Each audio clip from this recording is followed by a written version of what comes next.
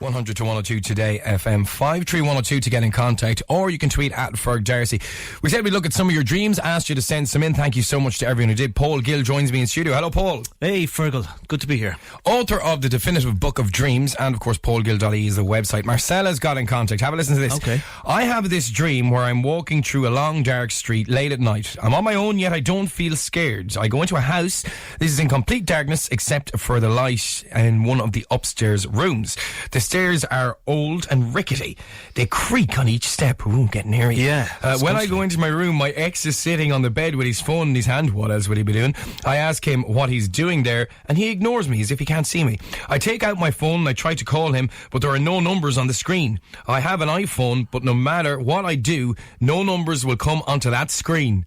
Marcella, that's kind of one of those kind of... I think she is a fear of the unknown there almost, has she? Well, it's an eerie kind of dream. It sounds very eerie, but yet there's no fear comes across, and she never mentions that she's afraid. In fact, she says she feels okay being on her own. But I think that's the key to it, Fergal. She is on her own. She's walking down this lonely, dark street at night. On her own, she goes into this building. Her ex is there, which would probably mean that she isn't in a... Yeah. Maybe she is, maybe she isn't. But she can't communicate with him. Communication is at the heart of this dream. He's there, he can't see her, she can't phone him. Even though her iPhone, there should be numbers on the screen. She should be. There's all kinds of ways and means to communicate. Is it her mind telling her that she's just all right on her own? She doesn't need him anymore? Or is she yearning attention? No, I think the fact that she has him in the dream in the first place means that she hasn't moved on from him. Ah, okay, well that makes sense, yeah. Yeah. No, she's on her own at the start. She's walking down this long, lonely, dark road at night. There doesn't seem to be any lights apart from in this room upstairs. And her ex is there. Of all the people she could have put there in the dream. So it's probably unfinished business as regards that guy. And she's got community. Sorry about that, Marcella. Yeah, well, Marcella, you know what you got to do. You gotta make that call. Well, that's a big person would do that anyway.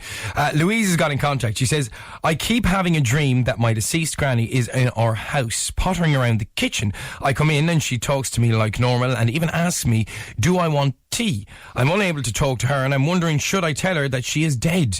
Then I start to doubt if she died and all that. And did I just imagine it? My granny died in February of this year, in brackets behind it. Okay. I thought that was another communications dream, but it's more.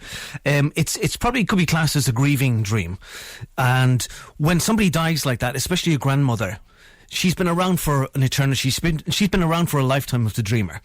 And now the dreamer dreams of Granny being alive, even though she knows she's dead, because that's her experience of Granny. She's always been there. She's always been alive. She's always been pottering around the kitchen. She's offering people cups of tea, things that grannies do. So she's trying to come to terms with the fact that Granny's no longer around. Ah. And that's why in the dream then she feels, well, do I tell her? She said, does she admit to herself that yes, Granny is passed on and she's not going to be around anymore? Well, this is quite similar to Marcella's dream in many ways, because I suppose a breakup and losing a loved one is very much so the grieving process. Sense of separation.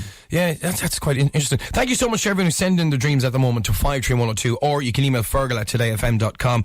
Here's another one for you. Mark has got in contact. He says, I have a reoccurring dream that I'm running a marathon and that I'm well in the lead, but I take a wrong turn. It's a few miles before I realise my mistake, and when I run back and rejoin the race, everybody has gone home and I cross the finish line alone. Oh, another alone? I know. The race ends when it gets better. Okay, there's more. The race ends just outside the building where I had my first proper job after college. This is deep, Paul. This is deep. Okay.